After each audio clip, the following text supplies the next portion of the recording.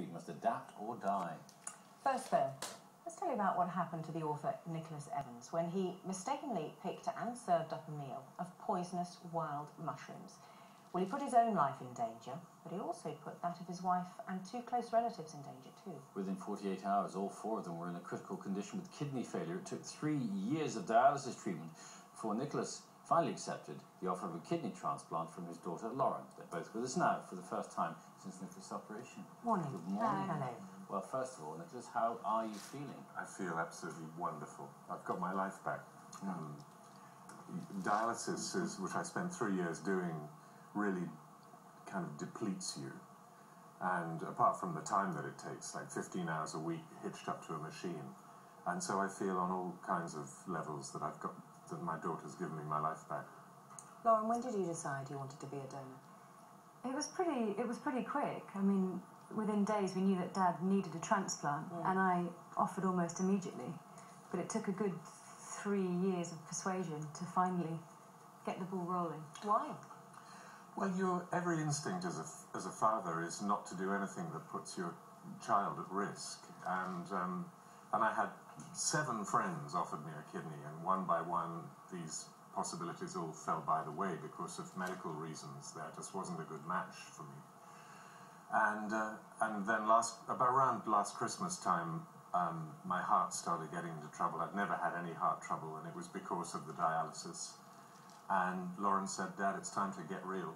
And she'd gone and got herself tested, and she was, no real surprise, a perfect match. And we went to the Hammersmith Hospital, who were absolutely amazing. And they said, yeah, this can work. And they took us through all the possibilities that, the risks, which turned out to be pretty minimal. And on a very sort of grueling afternoon, we decided that we'd go ahead with it. Right. How was the operation for you, Lauren? Because, you know, it's a big deal. It is a big deal, and it's painful, and you know, you're prepared by the doctors and the consultants in advance that it's going to hurt. But I don't think you can ever, you know, really prepare yourself for that. But I was in hospital for a week, and it was sore and it was painful for Dad. But then within a couple of weeks, I was walking around and feeling completely back to normal very soon after. Does it affect your life? Will it affect your life long term? No, it won't at all. You can live a perfectly healthy, normal life with 1 kidney. Now, I know last time you were with us, we talked about the mushroom disaster, but just briefly remind us what happened. Well, it was a mix-up. I mean, there were these mushrooms. One of the people there had given these mushrooms a name that turned out not to be true. And it was a classic case of 2 people, each thinking the other knew what they were doing, and neither of us did. And it was just a terrible accident. And very quickly you felt the effects, didn't you? Yeah, I mean, the next morning we all started one by one, 4 of us, to fall ill, and within 2 days we were in Aberdeen Royal Infirmary and being prepared for dialysis, and we're doing it later on in that week. Your wife was ill, your brother-in-law and your brother-in-law's wife. Yes. How are they now? They're okay.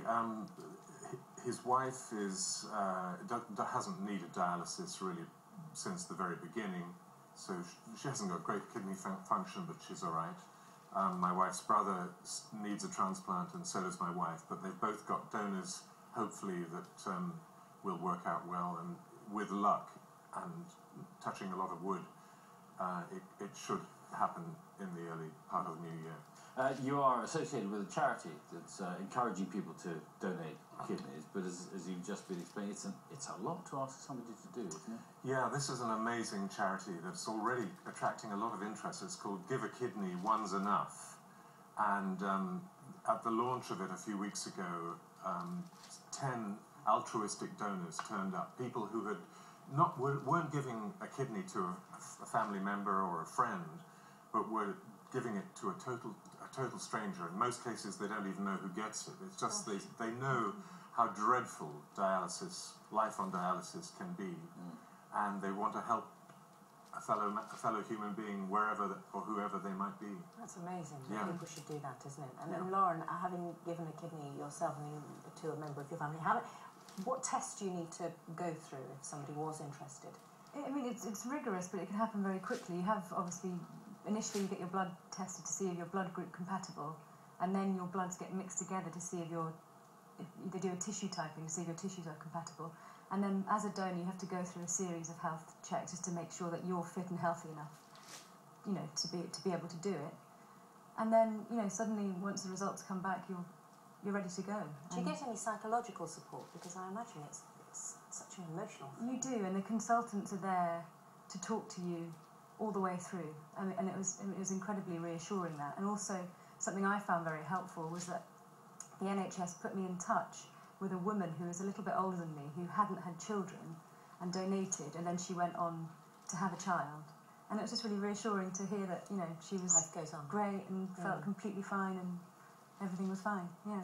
Well, thank you very much for coming to talk to us about it. It's a pleasure. And all the very best for you and the rest of you. your family for continuing health. Thank you. Thanks Thank a you. lot. Time now, 17 minutes